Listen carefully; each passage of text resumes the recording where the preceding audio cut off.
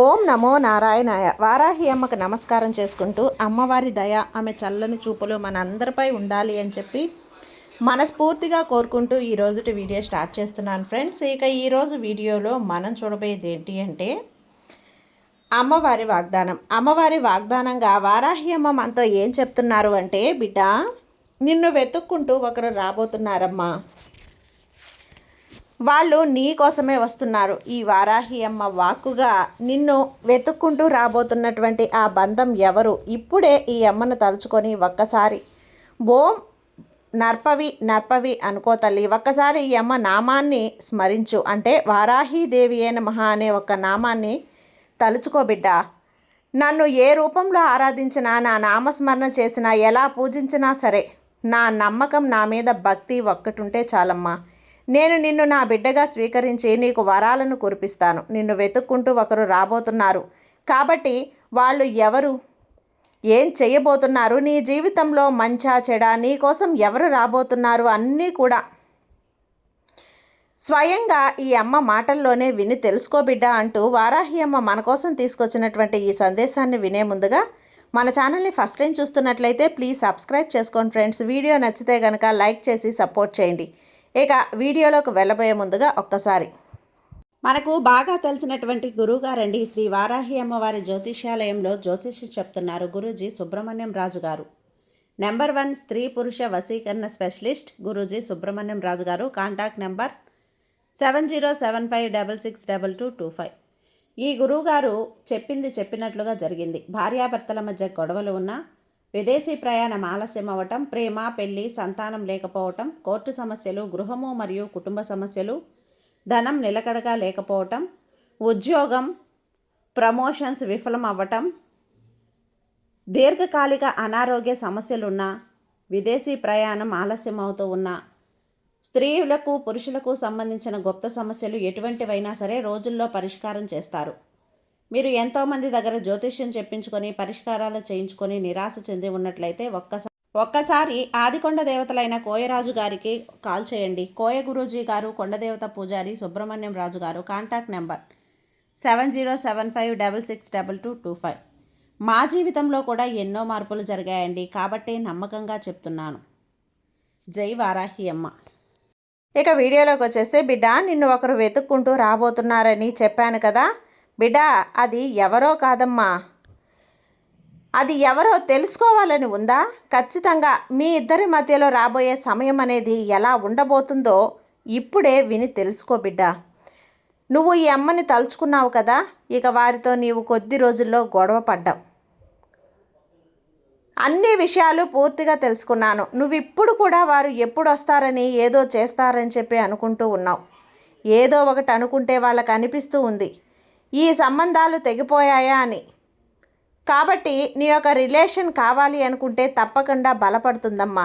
అలా అనుకుంటున్నావు కదా తల్లి, ఇక్కడితో ఈ రిలేషన్ మిగిలిపోయింది అని. అది నీ అపోహ.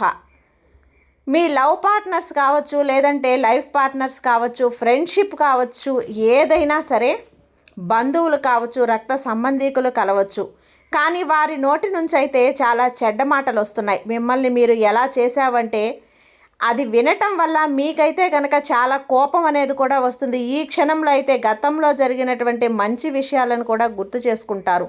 నీతో గడిపినటువంటి విషయాలను అలాగే గుర్తు చేసుకుంటారు. వారి మైండ్ అసలు సరిగా లేదమ్మా. వారు మీ గురించి ఇంకా ఏమనుకుంటున్నారు అంటే ఇప్పుడు తెలుసుకో. ఇంతకు ముందు మీ ఇద్దరూ చాలా సంతోషంగా అన్యోన్యంగా ఉండేవారు. మీ ఇద్దరి మధ్య ఎన్నో గొడవలు అయితే జరుగుతూ ఉండేవి. వాళ్ళు నీ గురించి ఇలా అనుకుంటున్నారు బిడ్డ. ప్రస్తుతం మీరు చాలా దుఃఖంలో ఉన్నారు. వారైతే గ్రహించారమ్మా. మీరు దుఃఖంలో ఉన్నారనే విషయాన్ని, సరిగ్గా నిద్రపోవటం లేదని బాధపడుతున్నారు. కాబట్టి నిద్రపో అమ్మా. వాళ్ళు ఇలా అనుకుంటున్నారు. అలాగే అసలు నాకు ఎప్పుడు దగ్గరవుతారు, నేను ఏ విధంగా, ఎందుకు చేశాను ఈ విధంగా అని వాళ్ళైతే పశ్చాత్తాపడిపోతున్నారు. మీరు ఎవరి కోసమైతే ఈ అమలు తలుచుకొని వారిని అనుకుంటున్నారో వారు దగ్గర అవ్వాలని చెప్పి కోరుకుంటున్నారు. వారు ఖచ్చితంగా మీ గురించి ఆలోచిస్తున్నారు. ఇది నువ్వు నమ్మలేకపోతున్నావా? అందుకే మీరు వారికి కొన్ని విషయాలని దగ్గర చేసుకోండి. వాళ్ళు క్షమాపణ అడిగితే గనక క్షమించండి. మీ ఇద్దరి మధ్య రిలేషన్ ముందు ముందు ఎలా ఉండబోతుందో కూడా ఒక్కసారి విని తెలుసుకో.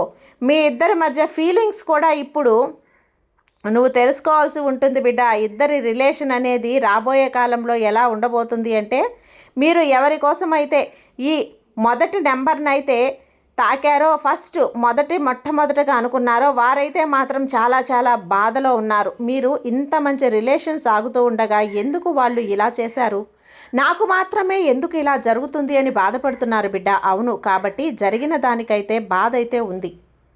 దాన్ని మర్చిపోయి నీ జీవితం మీద చాలా ధ్యాస పెట్టు. నీ పనుల మీద ధ్యాస పెట్టు. మీరైతే బాగా చదువుకున్న వాళ్ళై ఉంటారు తల్లి. జీవితంలో మంచిగా జీవించాలి అని చెప్పి చురుకుదనైన ఉద్యోగాన్ని జీవితంలో జీవించడానికి ఒక ఆధారంగా కావాలి.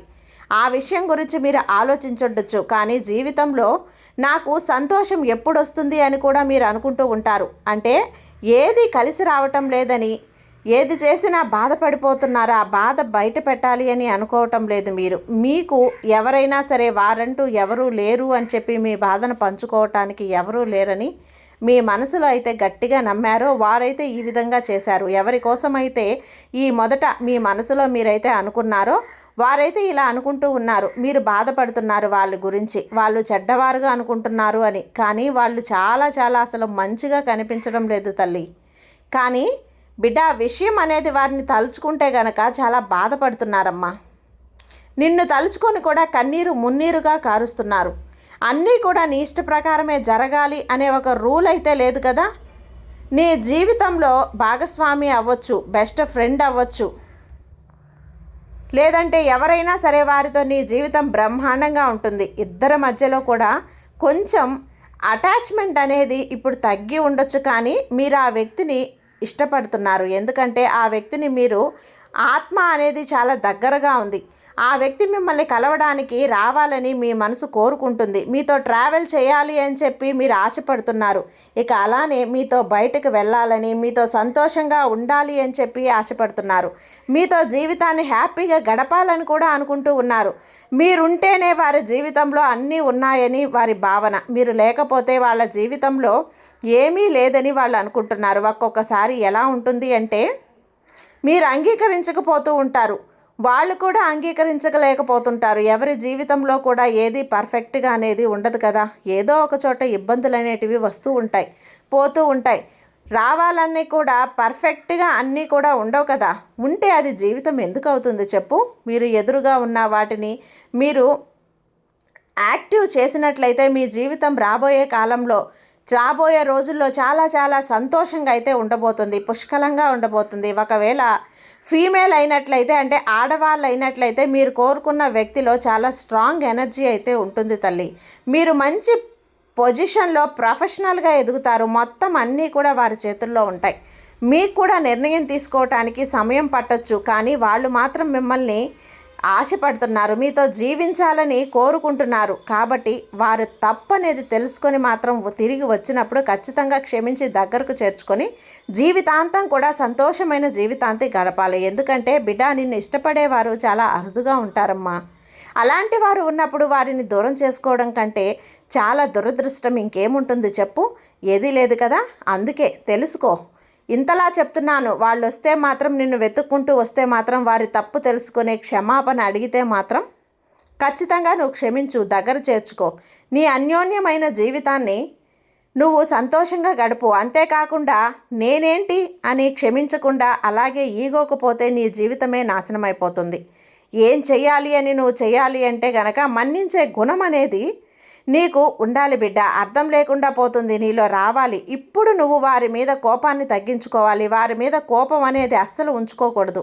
కానీ వారికి నీవంటే ఎంత ఇష్టమో నీవంటే కూడా వాళ్ళకి అంతే ఇష్టం. అలాగే నీకు కూడా వారి మీద ఎక్కువ ధ్యాస ఉంది కదా. ఒక్కసారి క్షమించి చూడు, నీ జీవితం ఆనందమయంగా ఉంటుంది. ఇక వాళ్ళు వస్తే మాత్రం ఖచ్చితంగా నీ జీవితంలోకి ఆహ్వానం పలుకు. ఎందుకంటే వారే మీ జీవితం అయినప్పుడు మీరెందుకు దూరంగా ఉండాలి చెప్పు, ఎందుకు బాధపడాలి. అందుకే ఇంతలా చెప్తున్నాను. మీలో ఉన్న మంచి గుణం, మంచి నాయకత్వ గుణాలు ఉన్నా కూడా ఒక చిన్న మన్నించే గుణం లేకపోతే ఎలా అమ్మా. అందుకనే నీకు ఆ మన్నించే గుణం అలవర్చుకో. నీ జీవితం బ్రహ్మాండంగా ఉంటుంది. కోపాన్ని తగ్గించుకో. ఈర్ష్య, ద్వేషం అన్నింటినీ పక్కన తోసేయి. నా అనేవాళ్ళు నా గురించి ఇంత ఆలోచిస్తున్నప్పుడు నేను కూడా తగ్గాలి కదా అనే ఆలోచన అనేది నీలో రావాలి. నీ మనసులో తెచ్చుకో. అంతా నీకు సవ్యంగా ఉంటుంది. నీ జీవితం బంగారుమయంగా ఉంటుంది బిడ్డ. ఈ తల్లి ఆశీస్సులు ఎప్పుడూ కూడా నీకు ఎక్కువగానే ఉంటాయి. ఈ వారాహ్యమ్మ నీకు తోడుగా ఉన్నంత వరకు నీకు భయం ఎందుకు చెప్పు. సర్వే జన సుఖినో భవంతు. జై వారాహి అమ్మ.